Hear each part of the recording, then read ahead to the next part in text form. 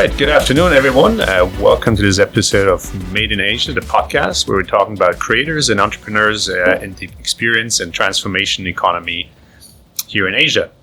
Today, we have a very special guest, Jowett Yu, from the executive chef from Holy Fook here in Hong Kong, now in his 6th year, I think, in operation. And we're going to talk a little bit what Zhao has been up to over the years and his experience, obviously, in kitchens, in restaurants, and how it relates to creating experiences, and also a little bit how you can transform people's lives that you get in touch with, right? So if you have any questions or any comments, you can always drop it in the bottom in the comments on the video, or you just go on our website, made-in.asia, and drop us an email there or a note on the blog, and we'll be in touch. So, Zhao, welcome. How's it going today? It's going okay today, yes. Yeah. Busy days for you. Obviously, we're in a pandemic, right? We can't deny that. How's that been for you? On the whole, for business, it's been a very challenging year. Having to pivot constantly the business in different directions as the pandemic goes on. The legislation changes, the social distancing measures mandated by the government, table sizes. So all these come into play constantly, and we have to shift the business directions at all. It's been a bumpy ride so far, right? It's been quite a wild ride, let's put it this way. Yes, right? Definitely a wild ride, yeah. Okay. Have you ever had something similar before, or is this like definitely a first? Definitely a first, especially in terms of how different the business had to change. Okay. For most of my career, it's been working and operating dine-in restaurants. Okay. But all of a sudden having to switch to different platforms like delivery and takeaway, non-dining customers. This is definitely something that's dramatically different than what I've been doing in the past. Right. So. Okay. We'll talk about delivery maybe more in a minute. But I read in an interview of yours that you said, my job is to provide an experience to people, right? So very on point with this topic of this podcast. So what makes the experience in a restaurant? Obviously, as a background as a chef, you come from a food-centric focus, I guess, but how do you piece it together when you look at restaurants? You've had a few in your career so far, right? This is your 5th, or even more than that, 7, if you scale it up. Maybe... Let's give the name. So you started out, first one where you had your own input was in Sydney, right? Yes, Miss G's, and then Mr. Wong, yes. And then you moved to Hong Kong, Moved to Hong Kong, opened this. Okay. Yeah, so this, I would say, this is the third restaurant. And then you were involved in Canton Disco, right? Canton Disco, Fukuro, Le Garçon Saigon. Okay. Yeah. So we're looking at 6, yeah. So far, yes. Yeah, not bad. Okay. It's been a bit of work. So obviously very different restaurants. Maybe Canton Disco and here, Holy Fook are somewhat similar, right? Similar, yes, in terms of the food and approach, but the Canton Disco is more refined, more upscale in terms of experience. Like some cousins of sorts, right? Yes. But so when we talk about experience, and you've created different ones in different parts of the world, is your hook the food? That's the first thing you think about? What kind of dishes you're going to look for serving, or how do you go about? And when you say your job is to provide an experience, where do you start that experience? Where does the journey start?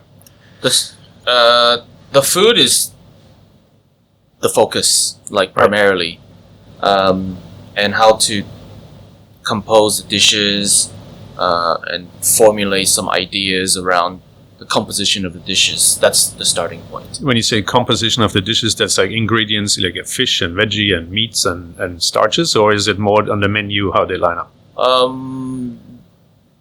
Yes, how the composition dishes, what I mean, like how it's put together on a dining table as an experience. Oh, like serving style, family style, or plated individual. That's right. That's right. Yeah. Or the dishes that put together that make up a meal Okay. for the end consumer. Okay. So with that in mind, how to put a holistic experience for that as a starting point. Okay. So the customer journey, sort of the guest, the diner, is your first thought. Like you walk into this restaurant and then you have the meal as an is that where you sort of the perspective you take? That's it. Okay. So, the food is the starting point. What type of dishes? How many dishes? Between how many people? What are they gonna need to order? Right. Okay, that's the base, and then the next step is how would they be greeted? What kind of beverage program would they have? Yep. If they're having beverages, what kind of beverages specifically? Are they cocktails? Are they wines? Are they mocktails, teas, sodas? What make up the beverage program of what they're gonna have? What music is gonna be played? Music's a big part, right? In all your concepts, at least in Hong Kong. Was it the same in Sydney already with the music? Were you... Not as much actually, but I feel I've taken on more the direction here specifically, just by default actually. it works, right? I mean, well, I started making the playlists and then started playing them at the restaurants, and the response have been sort of overwhelmingly positive or something interesting, the talking point. So then I just kept on doing it. okay, so like a marketing tool, get the vibe across, right? Yes, and how what sort of music would they be playing at a specific space? Does it change all the time, or you have like one playlist that goes up and down for? Well, there's many different playlists that we have actually, different era, different genre, and different tempo. Okay. So they change from evening to evening. really? Also different timing of the evening as well that makes sense. as it progresses. So that's another aspect. So we're talking about the lighting in the restaurant. What type of lighting? How's the dining table going to be lit? So that's one aspect. And the flow of the experience from the minute they're greeted, they sit down, they order the food and the beverage as they consume, the speed of the dishes which come out, and the dessert. That's the whole curating this sequence of experiences. Yeah. Is something that we take into consideration. So let's talk about design, interior design. Obviously, Holy Fook, for those of you who haven't been here, Elegant Street in Hong Kong, definitely a must try. If you like Asian fusion food, right? I guess fair to call it Chinese influence. Yeah, mostly Chinese from different parts of China. Right. Taiwanese dishes and just some more freestyle. Yeah. So it's just a collection. Tasty food. I mean, it's good food, basically. I think that's the bottom line, right? Something that's... Yes. Yeah, really delicious. So in terms of design, do you have an interior designer you go to, or you think it's some restaurants spend a fortune, like millions on interior design? How much is that of the experience? You know. I mean, we work with this architect, Sean Dix, who I think is one of the best designers for restaurants in Hong Kong. He's got a very pragmatic ideas about a functionality of a restaurant. At the same time, taking in consideration a design aspect. So functionality plus design, that's what should be consideration when you walk into a space. We also worked with Sean about like some of the elements, cultural elements for the restaurant and the design, which is inspired by Hong Kong. Right, like the cats upstairs, right? When you walk in, the cats upstairs. That was, there was a just empty wall, and said, "Look, we need to fill this wall with something." And it's not a Chinese restaurant if it doesn't have a Chinese money cat. Right. And the more the money cat, the better. The more money it brings, more luck it brings. So far, so good, right? I mean, it's not. Yes, but that was just like a anecdotal conversation. Yeah. But then he understood, like, oh yes, maybe he's right. Let's fill this wall. We looked at this part of this structure and coming down the stairs. That's inspired by a graffiti artist, King of Kowloon, and he's passed away now. But he had a lot of work all over Kowloon. He was illiterate, but he was able to memorize some of the scripts and how it's written. Wow! And he had it all written, some of the works all over the Kowloon Peninsula. Some might call him the godfather of graffiti art in Hong Kong. Really? So that's sort of like an homage to that cultural aspect of Hong Kong.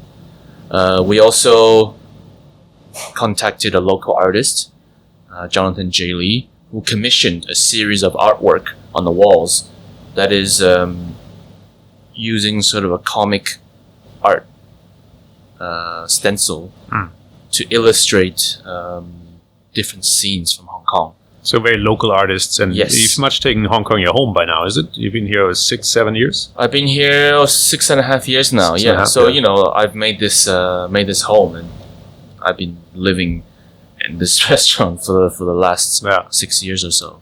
Big change from Sydney? I mean, do you miss Sydney, or is it more like that was a journey, or what's your... I do miss Sydney. I think it's a very nice place to live, and I still hold it very dearly. I made some really close friends over the years. They are considered my family now. But yeah, this was a part of coming to Hong Kong. Was a part of an essential learning experience for me. Absolutely. Living and working in Asia. So when you open two restaurants in Sydney versus Hong Kong or even Shanghai, what works in... Let's talk about creating experiences and concepts. Is there differences? You say some stuff works better in Sydney, or the diners are just have a different... it's not only about spending point, but the way you present food, you say composition.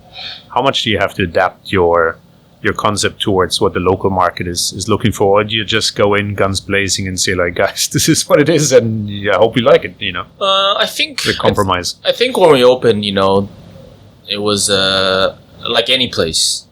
You get the doors open, you start filling out the restaurant, and then you adjust the restaurants, the dishes, as you go along.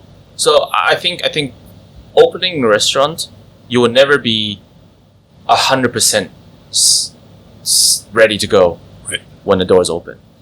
You open at maybe about 95%, more or less, and then as you do more services, as it progresses, then you start to make like minor adjustments in terms of like flavor, in terms of actually every part of service actually. Okay.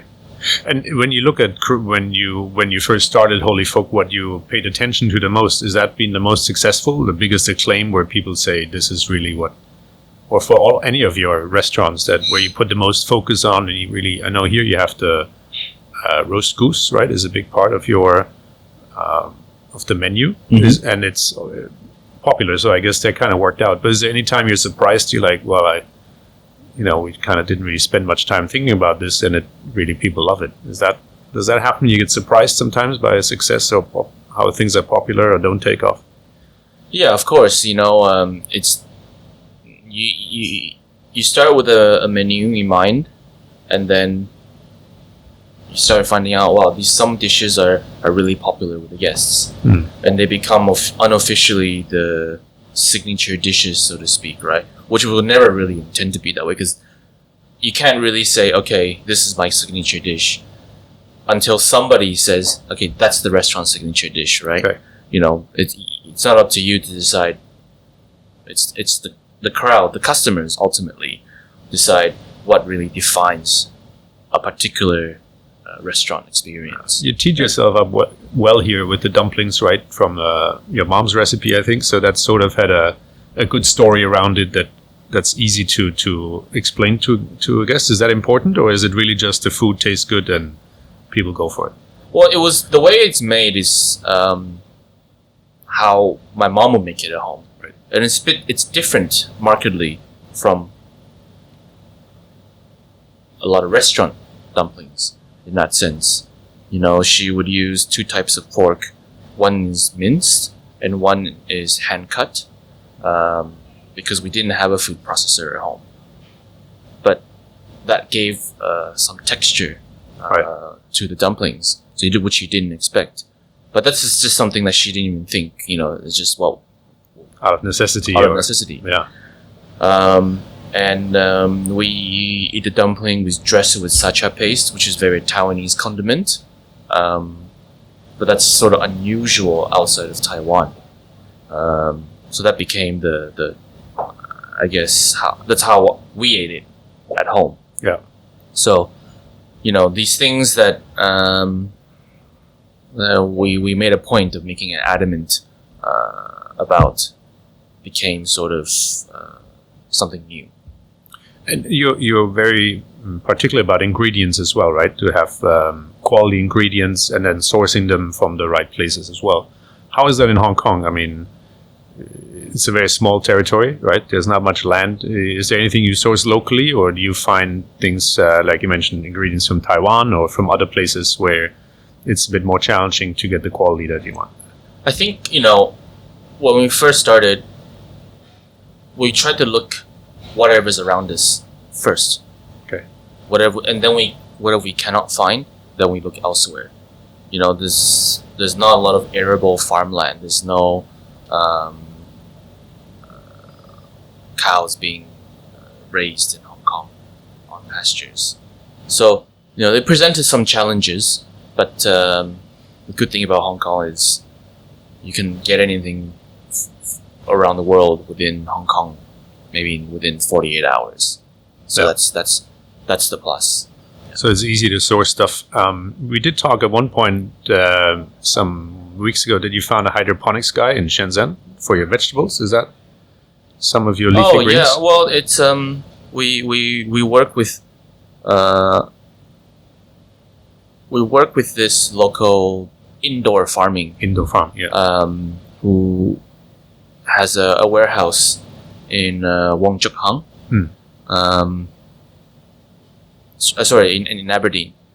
But she, looks at a space and say, okay, whatever we can do flat, let's multiply it.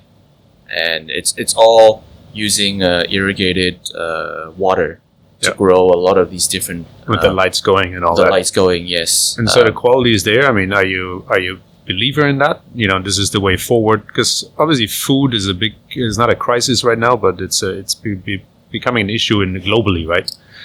So do you think you need to support that because that's how we feed the future, or how we feed the people in the future, or where do you fit in like food revolution wise?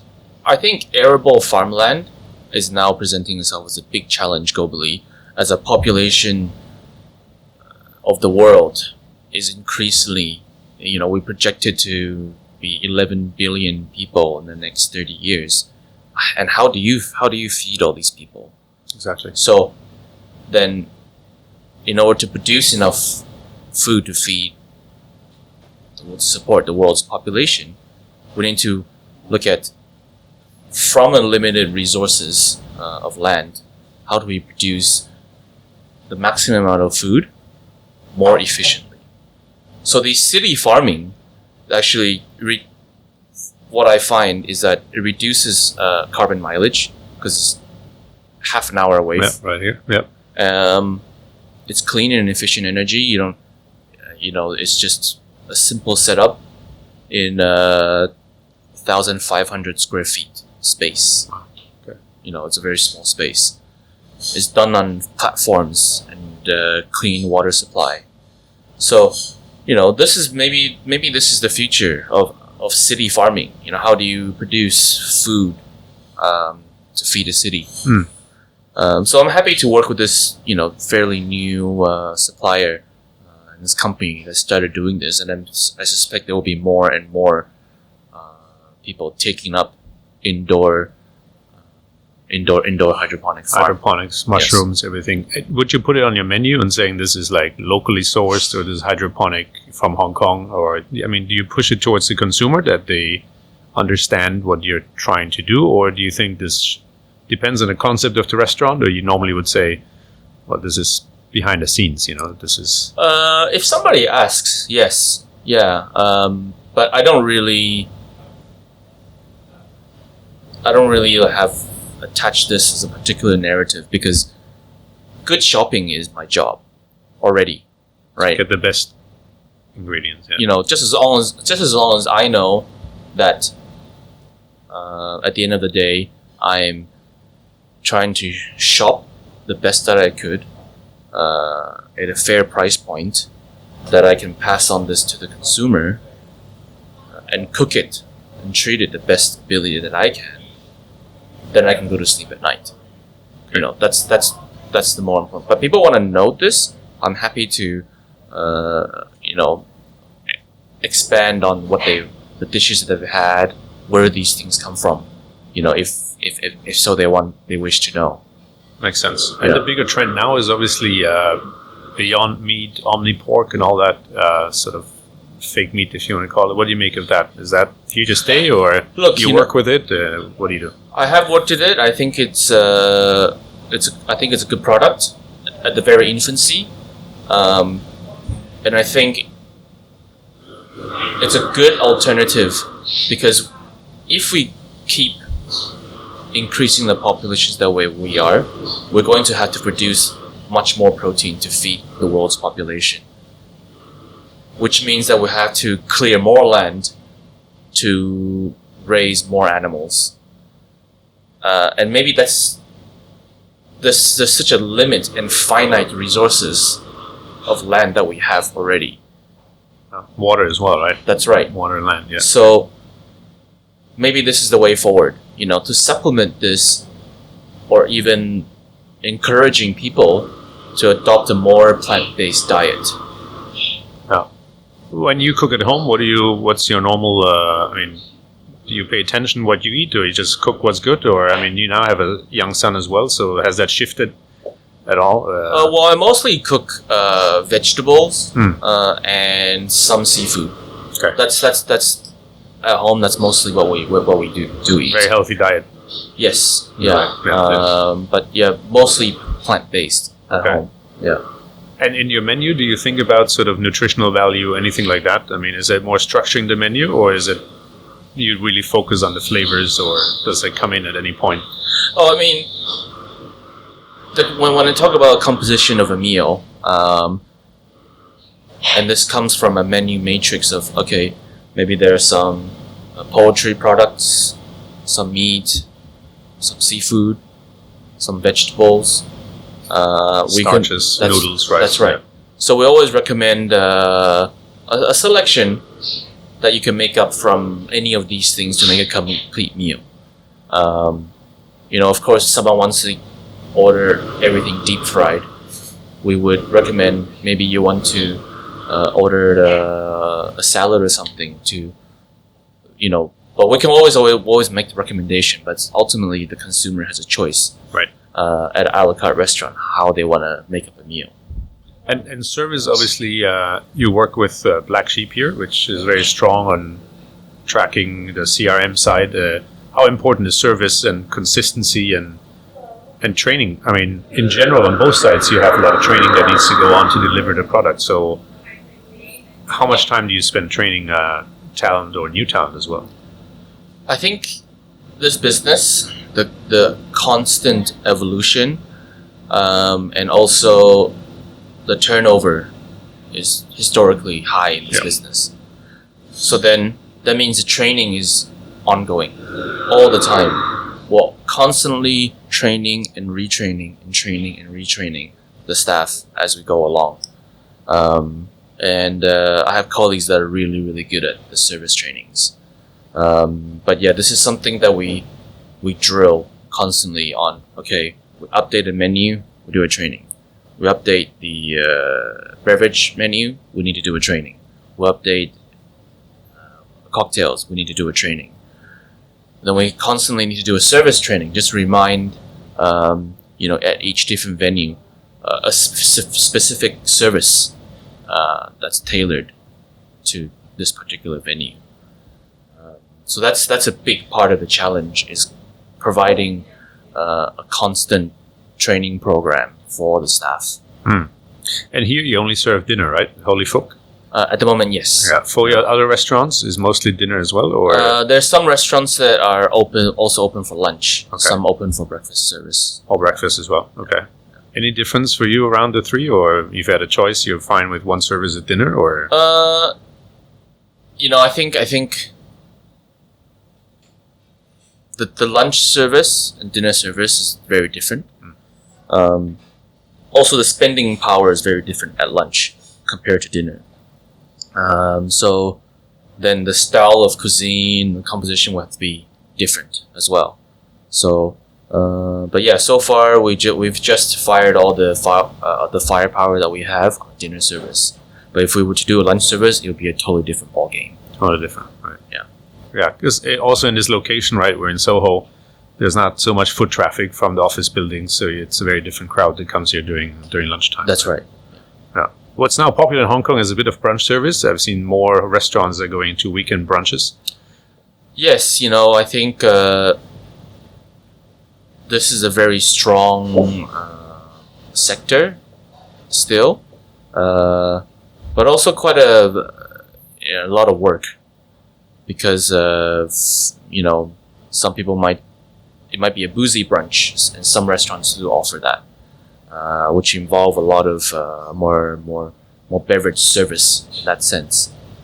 Some do a buffet style, or you can eat style, and then they offer a different type of service as well.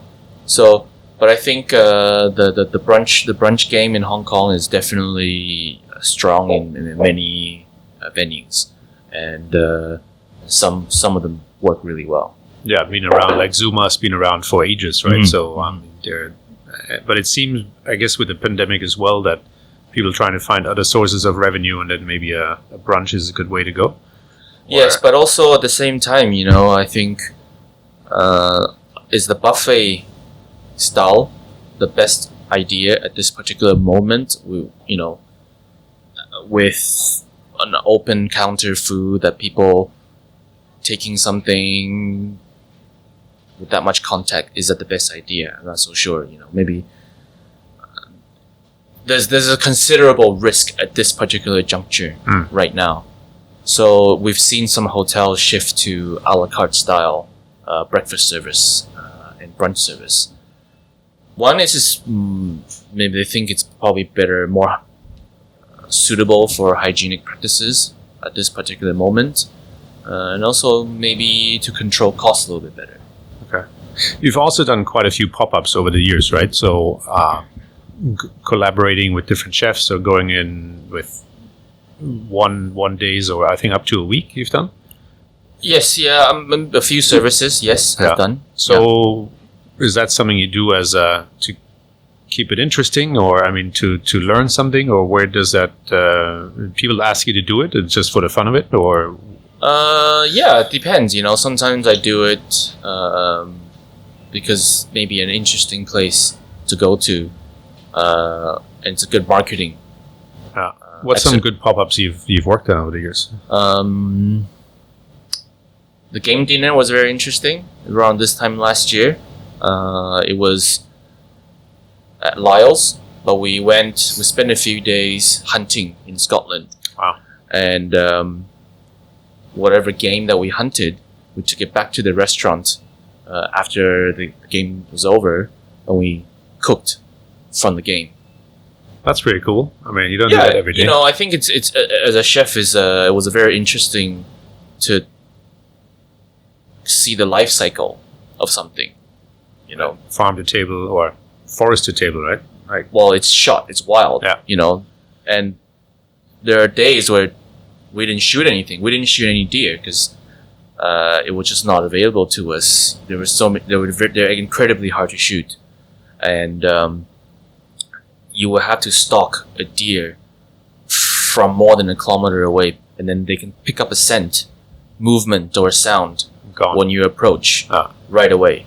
So they turn around and look, and they'll scurry off. So they're incredibly hard to shoot. But this is just a highlight of, for me actually, to learn that how hard food is to come by if you're a hunter and gatherer, which is how the humans evolved. For many years, yeah. So you think farming is a better thing? Because in Taiwan, when you grew up, you learned about farming. So do you think it's better to hunt or to farm? Well, it's definitely easier to graze land, to clear a particular plots of land. Well, as your preference, and which grow, one? which is. You think hunting is more exciting, or is it just a pain in the butt? It's definitely more difficult, right? Because you don't know what you're going to get. Right. If you're hungry and you have to hunt, you don't know that you're going to yield something from this hunt. So if you don't get anything, you probably just have to go hungry, or you have to go gather some berries and shrubs, to feed, right?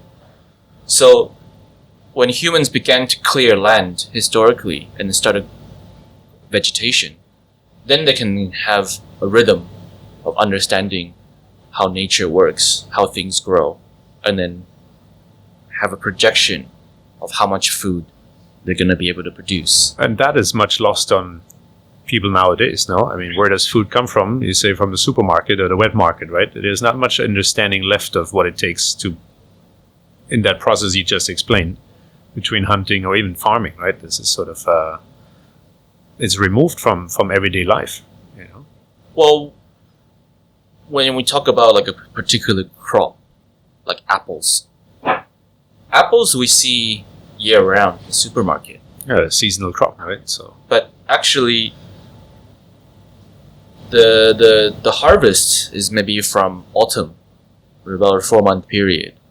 But the rest of the time, they keep it in a temperature-controlled storage, so that supermarket can keep these apples on the shelves year round. But in actuality, in nature, this is a very seasonal crop like everything else. But we just take it for granted to have apples all year round. What do you make of... So there was a comment I read some times ago that the diversity in our diet, everyday diet, has decreased dramatically from, let's say, 50 or 100 years ago. Even on the meat side, poultry, people just eat chicken breast, they don't eat the rest so much. Obviously, you work in your restaurants, have some of those ingredients in there. But in general, when you go in, if you look at what is in a daily diet of a lot of people, there's not a lot of diversity, right? You have a lot of corn, a lot of maybe chicken, whatever it is. It's fairly narrow the way it's portrayed. What do you make of that? I mean, I think it's very cultural as well, depending on one part of culture to another across the world. But for Chinese people, they're all about nose to tail eating, and for a lot of Asian cultures, and that's important. You know, chicken is not just boneless, skinless chicken breast, but there's just chicken neck, chicken feet, wing tip, chicken tail, all edible. You know, when you look at a beast like a cow, you know, we can eat the head all the way down to oxtail. They're all edible pieces, even from all the stomachs that they have. So this is important, you know, in a lot of Asian society, is to how to maximize something with zero waste. They're all edible parts. But people's diet becomes so rigid that a lot of cultures don't explore outside of the possibilities. You know, like a piece of pork liver or beef liver. That's not a very common cut to have, even in the markets or in restaurants. Yeah. You know, so and it's kind of sad because these are all perfectly fine things to eat. Absolutely. Early on, we talked about, or at the very beginning, you mentioned about delivery and how things are changing. There's now ghost kitchens, and probably delivery is here to stay, right? I mean, it was a trend that was already there pre-pandemic, but it's definitely accelerated a lot as we went into this lockdown. People stay at home, work from home, and just pick up the app or the phone or whatever and and get the delivery to the door. So what's your take on that? I mean, we talked earlier about the experience you look to create. When it comes out of a box in a paper or plastic bag, what's left of the experience that you'd look to create, or you put so much effort in? Look, I think it's going to be a permanent part of the business now, going forward, because of the habits that were formed. It's important to understand the habits that were formed during the lockdown, and this is now a permanent part of people's eating habit. So they've learned to, okay, I can sit in the comfort of my own home or office or whatnot, open my phone, scroll through the menu of dishes that I want to have, a couple clicks away, that I know it will be here maybe within 45 minutes to an hour. That's it. The motion of calling the restaurant, getting a table, getting ready, deciding how to get there from A to B, and then getting there. If there's no booking, do you have to wait? Right. So all these things, it's a totally different experience. But the magic that happens stays within the restaurant, right? Because we've thought about this, how to curate this experience. So of course, when you get the food in a paper box getting delivered to your house, you're not going to get the same experience. But this is now a part of like an extension of your business. Yeah, right? now it's an extension of the business now. So then, how do we make this part of the business different? So now what we have is making little cards for people that they can scan and go to the playlist, so they can listen to the playlist. That's pretty cool. At home. Yeah. If they can't be physically here, how do we bring this to them in a different way? Also adding beverages, the wine program, some cocktails that we can bottle, that they can make at home. If they can come here physically, how do we bring this a part of the experience to them? So this is now a permanent part of the business now. It's what this business had to pivot to just make do. And between the restaurants you look after now, did some pick up more on the delivery side than others?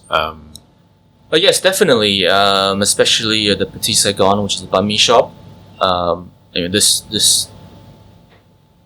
This item is made for takeaway or delivery.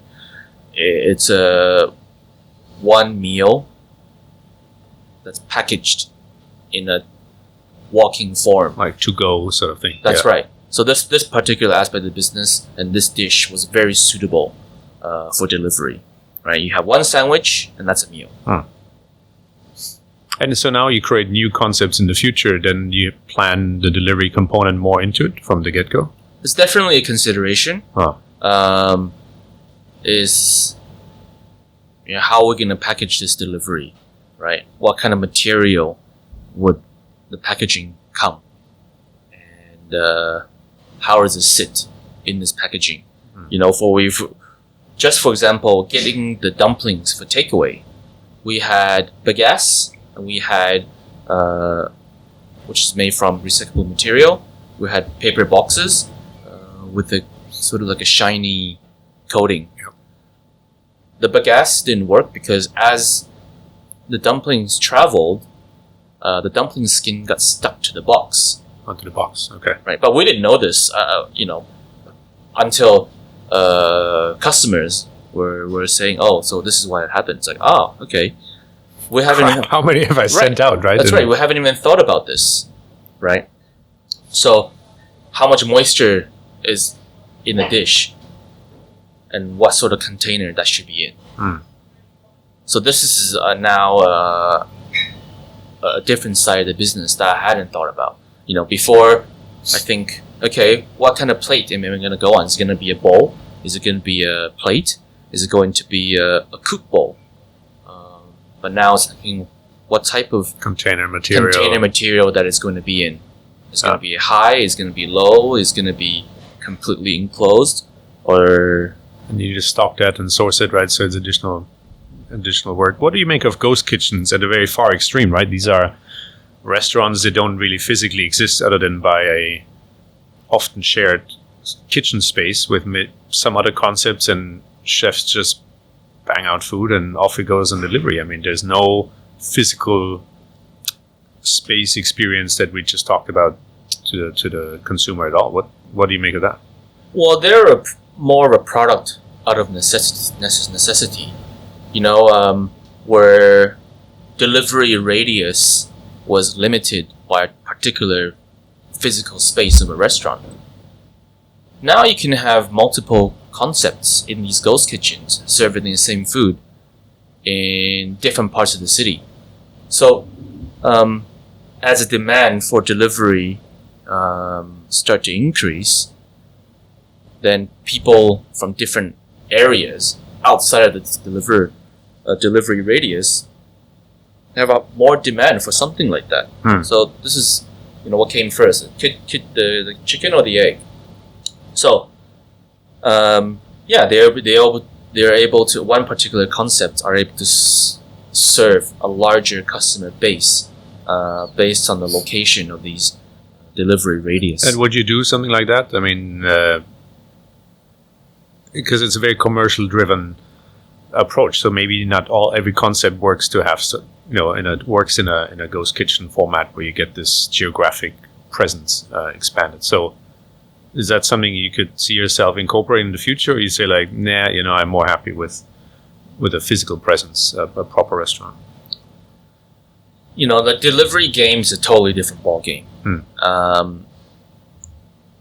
mean, at this particular point, I was just so happy that the restaurant's open that I can put food on a plate, because that's what I feel that it should be on as a chef. That makes me proud. The plate, an empty plate, is like a canvas, right? And the food that I put on it speaks for itself, and it speaks the language that I want to convey to the consumers. It sitting in a paper box is not, what I was trained to do or what I would prefer to do, but it's now a part of the business. So, but at the end of the day, I still like something being on a plate, because that's how it should be. Something that's cooked to order, something that is hot, and something that is eaten within minutes from it comes out to the table. That's how I feel. And you have open kitchen both in Fukuro and here, so I guess that speaks to it as well. So you see the consumer sees, or the guest sees how the food is made and where it's made, and there's a connection to the kitchen, right? So, look, this is part of the language, right? Or what you see. This is also part of the experience when they walk in the customer. Yeah, you hear the walk going, and it's like, right? It's an experience. You right? walk into the kitchen first before going to the dining room, and that is it's kind of unusual for a lot of Chinese restaurant experiences. Absolutely. Where the kitchen's in the back. But traditional Western would also not have the kitchen in the front, right? That's right. It's a bit unusual. Yeah. But this is something that will. Although the wonton shops and the char siu places, it's right in the front when you walk in. So it's a little bit. In Hong Kong, you can find a little bit, but as you say, the traditional one, the sort of fine dining one, kitchen's in the back, right? You never see the chef, basically. That's right. Let's talk about Canton Disco. You opened in a hotel, right? This is Edition Hotel in Shanghai. Edition Hotel, yes. How is it? Is any difference between having a restaurant that's located in a hotel versus freestanding, or you approach it the same? And it was definitely a big learning process. In terms of ordering something, the hotel. If it was a freestanding restaurant, I just ring the supplier, and they bring the next day. It's very direct.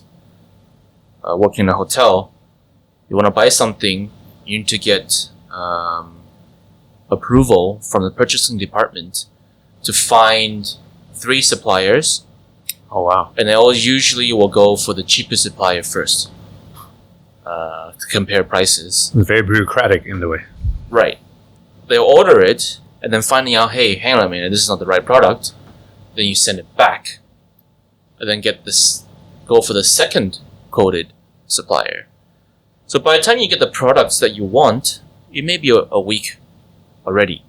So the momentum is very, very slow to pick up, and this is just like a small example, you know. But there's many things that have to go through the different departments, getting 6 signatures before the sign off is approved. One topic we didn't talk about is women in the kitchen. So in the profession as a chef. Mm-hmm. There have been some very successful ones over the years, but it seems in Hong Kong, at least in traditional restaurants, you don't see too many. How does it work for you in your kitchens and where you've worked over the years? Look, I believe a woman can do anything that a man can in the kitchen. There's, if you have the determination, the drive, they can do anything. I've got no, if someone comes to me, he's like, okay, I want to do that. Sure, you can have a go, of course. Yeah, that's no problem. Just be ready. It's going to be demanding and challenging and tiring, but doesn't mean that you can't do it. Right? This profession is already physically demanding and challenging for anyone. Yeah. Whether if you're a man or whether if you're a woman. So that's already established, right? But yeah, I don't think anyone. Yeah, there's not a limit for me or to anyone to say what they can or cannot do in the kitchen. Yeah, that makes sense. Okay, towards our closing, if you were to give some advice, somebody who was looking to open a restaurant or a concept, obviously we're in pandemic times, but in normal times, is there anything you would tell someone looking to open a restaurant? And there's a lot of restaurants that open and quite a few that close as well, right? The shelf life of a restaurant is often short. Any advice you would give to somebody who is listening in, is like, oh, I want to open my restaurant, has a dream, and what do you tell them? Don't do it, or go work in a restaurant first. Okay, see how it works. Spend some time working in whatever position that's available to you, and in whatever capacity. Take a lot of notes, and be there from the beginning until the end, and see how hard it is. And then ask yourself the question whether if this is the life that you want. Is this for you? Before just sinking your money into this business. So that I think most people don't realize how much work goes in behind every restaurant that gets open. There's maybe 10% that you can see as a consumer, but that is just a tip of the iceberg. There's 90% that you don't see, the amount of work, the amount of momentum that it takes to get a place open. Yeah. Okay, and anything about landlords that want to have a great concept? So I guess you get approached a lot by people that say, like, I have a shopping mall or I have a space and we want your restaurant, or does that happen to you? I mean, you think there's always an incentive to fill a space. And also for landlords to find the right tenant mix. This happens a lot, but at the end of the day, it's just whatever concept need to be location specific. You can have the best concept in the world, but in the wrong location, may or may not work. You can have the best location, the wrong concept, or the wrong concept. There's some things that work better. So then, how to step outside of it and think, okay, what kind of concept would be suitable for this location? Okay. So how do you stay ahead? I mean, somebody, there's a very competitive business. Is it that you mentioned the training earlier that's so important you have the consistency, or how do you maintain to stay competitive in this business, which is so brutal in a way? I think one is providing a consistent experience that people are going to expect when they come here. That's the minimum requirement. I think two is just never stop learning. I'm still learning how to cook something better constantly. Is there a better way to do something? Is there a better way to cook something? Is there a better ingredient for the same dish? And how to drive yourself to how to seek out something better for the business. Or keep innovating. That's right. Trying new things. New things. Okay. And yeah, how to keep the fire, the passion that you have for the business burning. That's a really crucial part. There's a lot of people that get into this industry. They put everything they have, and then the passion runs out. Then okay, this is not for me, and then goes down. Yeah. I'm out. Keeping that passion, keeping the initial impetus of why you decided to do this in the first place. Keep it curious. Keep it, exciting for yourself. Is very important. Okay. And then the last question, as we're up on time, or over time already, you got to get back to upstairs, I guess. What do you think is going to be the biggest change for the next 10 years for your industry? I think definitely technology, how that's applied to the business. For example, we're talking about technologies in cooking, 3D printing, using robots to cook, using AI algorithm to sort of understand human behavior and customer experience, using big data to drive this AI learning.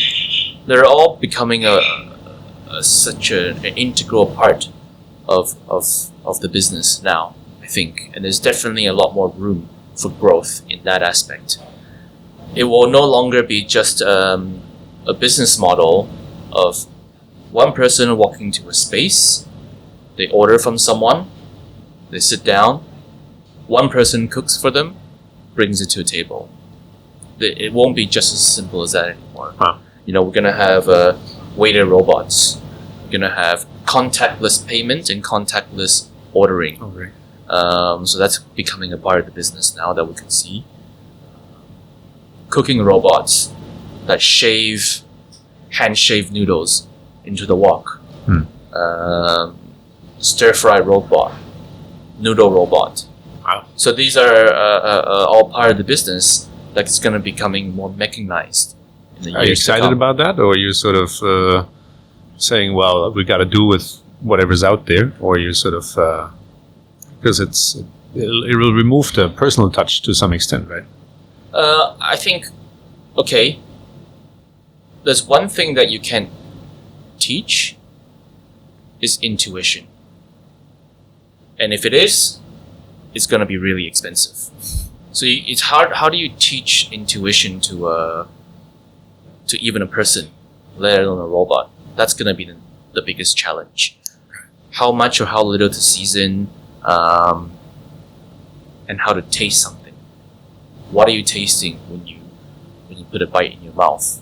What are the notes you're getting? What sort of aromas and textures? It's hard to teach a robot. It's hard enough to teach a person this. How to teach a robot this.